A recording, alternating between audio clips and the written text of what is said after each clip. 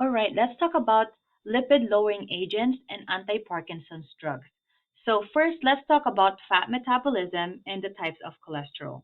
So mainly, your triglycerides come from dietary sources, especially if a person is ingesting too much carbohydrates. Actually, the carbohydrate, excessive carbohydrate, gets converted into triglycerides. So from there, triglycerides will go in the blood vessels, and then HDL actually helps transport the cholesterol to the liver and to the basically for elimination.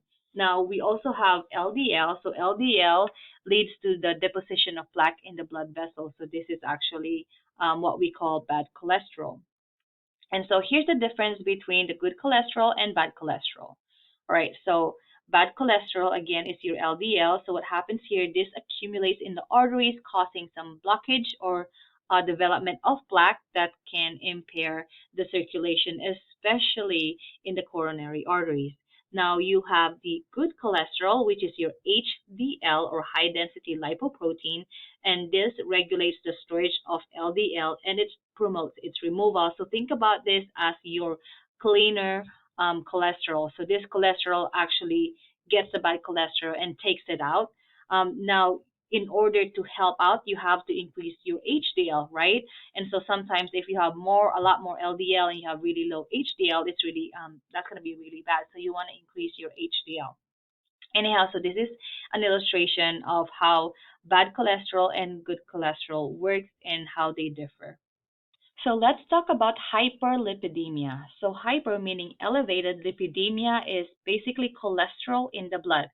So hyperlipidemia is basically an elevation of cholesterol levels in the blood.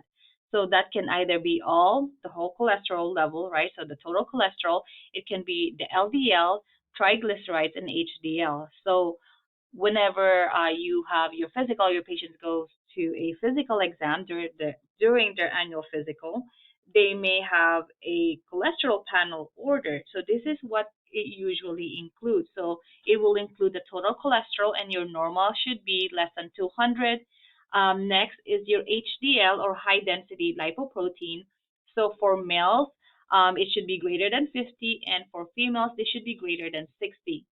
Next is your bad cholesterol or LDL, and they should be less than 120. Actually, now I think some of the guidelines are actually recommending less than 100. And then last but not the least, your triglycerides. So this should be less than 150. So please know these values because this may be on exam questions. Thank you.